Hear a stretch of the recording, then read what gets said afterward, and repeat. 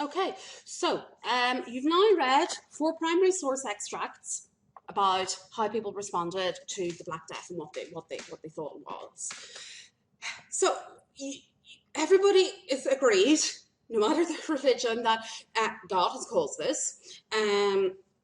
However, the responses did vary a lot. Throughout human history, when people, societies are placed under stress, they tend to do nasty things, like singling out scapegoats. In the Middle Ages, it tends to be the same scapegoats. Scapegoats being groups of people that you blame to try and explain what's happened to you. In the Middle Ages, it's always the Jews, the lepers, foreigners, and the poor who get the blame.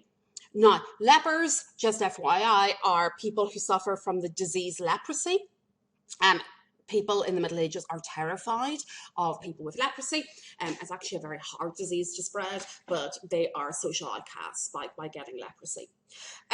What happened during the Black Death were massive massacres of the Jewish populations of Europe. The technical term for these are pogroms. In terms of the impact on the Jewish populations of Europe and on the Jewish psyche, it's not going to be as impactful, or in terms of the numbers murdered, until the Holocaust of the 20th century.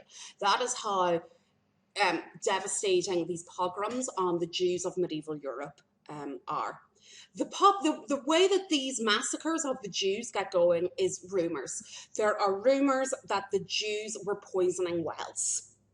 This was an idea that first crops up in the south of France, and then it spreads as fast as the Blumpen disease does.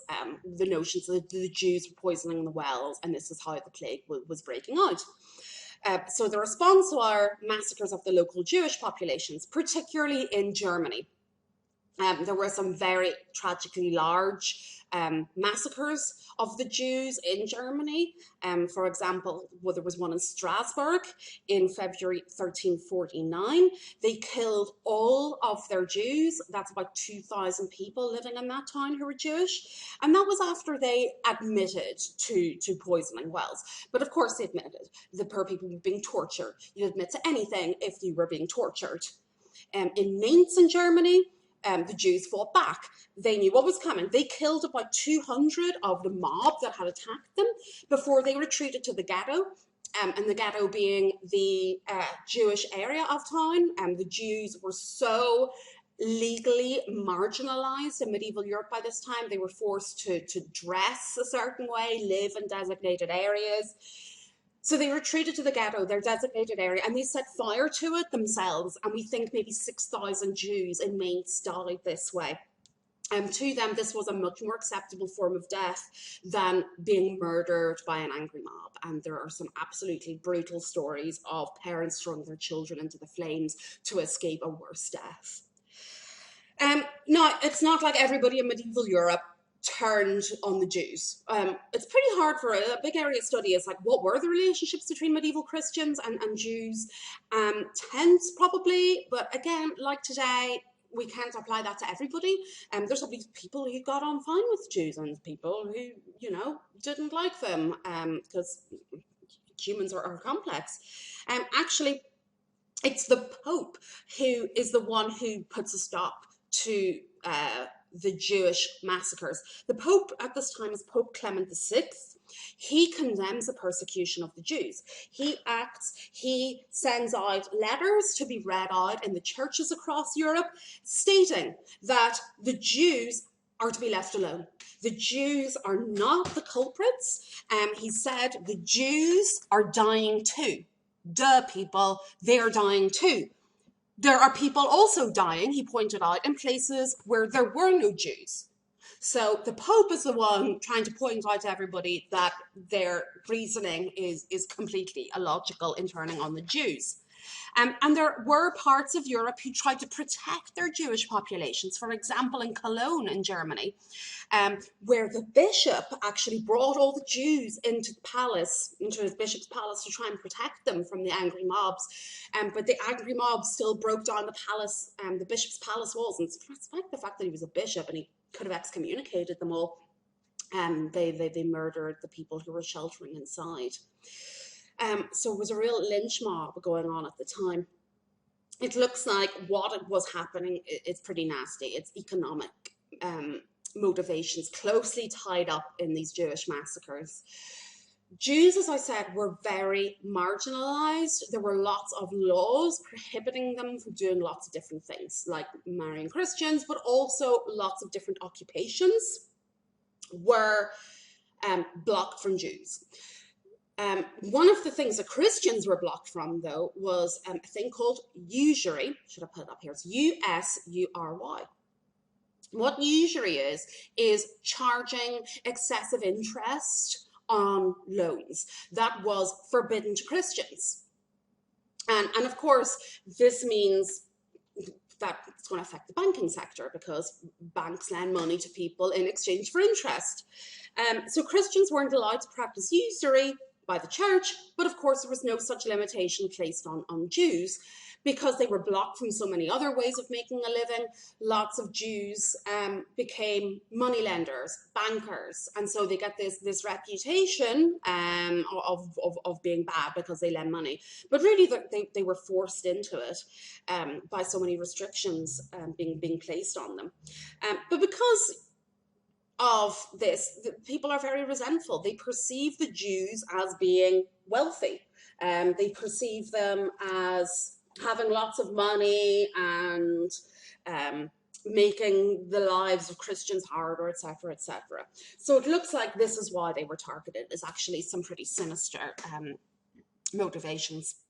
And you might think, oh, witches, were witches blamed? But actually, no, witches were not very commonly accused of spreading the Black Death. We find witches being blamed for later plague outbreaks, but during the 14th century, the belief was that witches could not have accomplished anything on this scale. Witches could harm somebody on an individual level, but not something as catastrophic as this. The medical response would have been absolutely useless. The symptoms of plague do not fit with the dominant medical theories at the time, which were dominated by the ancient Greek theory of the humours. This came from Galen, who we did mention last week when we were talking about the medical schools in medieval Europe. They're studying Galen, who I'm translating what the ancient Greeks were saying about medicine. So because of the humours, this humoral theory, too much blood was a sign of being too cheerful. I don't think you would have been cheerful had you got the bubonic plague. But what the way the doctors would have responded was, there's too much blood, we've got to bloodlet. And of course, that's going to make things worse. In fact, that could be the explanation for the septicemic plague. The other thing that they believed was this pestilential air. And so they said, well, we need to purify the air. And that is where this image of the plague doctor comes from, like the one on the right here. What's in the beak are like posies and herbs to try and purify the air, so that as people are breathing the pestilential air, it's being cleaned. So kind of like oh gosh, my mind's just suddenly gone blank. Not a mask. Oh, you know what I mean. But that's going to purify the air. Also, and I only found this out recently myself, but we tend to think of the plague doctor, around and during the Black Death. Actually, he's later. The plague doctor is an image from the 17th century outbreaks. This is a response that the doctors did in the 17th century, not in the 14th century. So that kind of common, and I only learned that myself recently, it's a common misconception. They didn't have the plague masks during the Black Death. But anyway, it didn't really matter that this was the scientific theory at the time, because doctors, as I said, were among the first to die. Because, back then, same as now, oh, I've got sick, let's call the doctors in. So they weren't really around to help. But if they had been around, their common sense advice would have been really useful, like better sanitation, quarantine too. Some Italian cities began quarantine at the time, and they had some success. Now, their success was actually better during later plague outbreaks. For example, in Milan in 1424, they had a board of health who were given the political power to close borders, to order quarantine. They could take over the quick removal of corpses. But, and this used to be something that students used to struggle to understand, when I used to teach this class, students would be like, why didn't they just go into lockdown? Why didn't they just go into quarantine? And I don't think that I need to explain why it's difficult to do this to you guys anymore. I think everybody has learned this firsthand. It is very expensive to enforce a quarantine. It has short-term, devastating economic impacts. It also requires somebody to have the political power to do it and enforce it. And so everything that we're witnessing today, it's the same in the Middle Ages. Only remember, today we've got a centralized government. They didn't even have this in the Middle Ages. So any response would have been on a very, very local level. A very common response in the Middle Ages, and again, this will ring some bells today, was to run away from the cities. Now, you were reading one of your primary source extracts, the one that was describing Italy, actually came from the introduction to a famous literary work called the Decameron. And the Decameron was written by Giovanni Boccaccio, who was a child when the Black Death happened in Florence, in Italy. And so the story of the Decameron, it's set around the Black Death. It's a group of people who fled Florence during the outbreak of the Black Death, and they're hiding out in a big country house. They're super rich, they can afford to do this, and telling each other stories to pass the time, because they don't have Netflix during the Black Death. If we didn't have Netflix, this is exactly what we'd be doing right now as well. So Boccaccio and John Klyn, who was the Irish source you were reading, they report a number of responses: running away, hiding, to live fast, die young. But of course, everybody believed that God was punishing them for their sins. That is the common belief. And therefore, the most common response was atonement. People needed to atone for their sins, they believed, to make up for what they'd done wrong in God's eyes, and he would lift the plague. We end up, therefore, with a really extremist group coming out of this called the Flagellants. So the Flagellants were a public response to this belief that it's atonement. It's sinful behavior, and you need to appease God to have it lifted. The reasoning was that the plague would go away if enough penance was made by the public. So think about the Muslim source that you were reading and the similarities here. So it was, what the Flagellants were public itinerant whipping. And this was an old tradition. It actually is seen back in the 11th century, but it became super popular during the plague. So what happened was, like in this picture on the right, it's like a group of people, and they would have processed between different towns. And they would whip themselves, that's what flagellate means, whip themselves in public ceremonies for 33 and a half days. And that's the same number of days as years that Christ had on earth. So they would arrive in a town in this procession, and they often had crosses embroidered on their clothes, but as you can see, these guys are pretty distinctive. They've all got weird hats on, and they're all dressed the same way. And they would all join together in like the market square for a public whipping ceremony, and that would go something like they would 3 times whip themselves, then lie on the ground in the shape of a cross, an X shape. But it wasn't just whipping themselves. There would have been like a whole festival atmosphere. They'd have had singers and other performers, and they would perform 2 or 3 times a day to really large crowds. Now, already you're like, social distancing, people, social distancing. This is a terrible idea, particularly since they're going between towns, and you'd be right, but it gets even worse, guys. Gets even worse. People, they thought that these flagellants were holy, so they would lift bits of fabric and dip the fabric in the blood that the flagellants had whipped off their own backs, and then they would wipe it on their eyes. So the combination of putting somebody else's blood in your eyeballs and the crowds, no social distancing, will have done nothing but help spread plague. Completely opposite effect to what was intended. Also, this picture shows men, but it wasn't even just men who were flagellants. There were bands of women flagellants and bands of children flagellants as well. They thought God might be pleased if the kids did this. Again, Pope Clement VI is the one trying to talk sense into everybody. So yeah, we can't say all popes are bad in the Middle Ages. Pope Clement VI spent much of his period as pope trying to talk sense into people. He issued a papal bull, and that's what we call a pope's law, the papal bull, in 1349 to suppress the flagellants. So he's dealt with the Jews, now he's dealing with the flagellants. He's like, okay, people, seriously, flagellants are not ordained by the church. They're just local lunatics. They cannot forgive your sins. They do not have the church's authority to forgive your sins. They're completely useless. Also, they're spreading radical ideas. The church is like, these people are dangerous.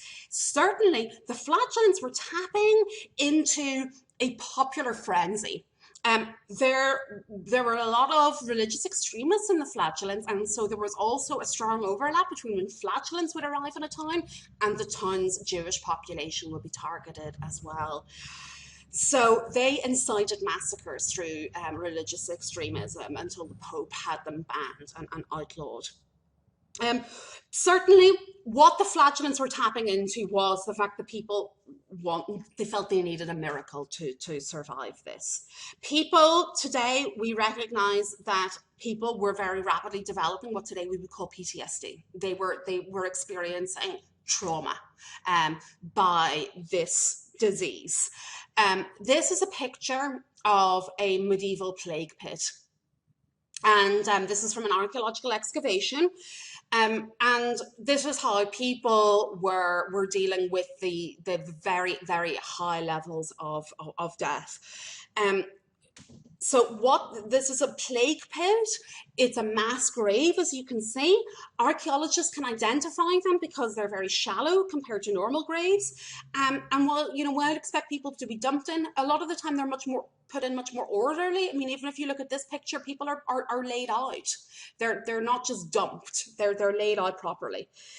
And this is simply due to necessity, that there's so many people dying.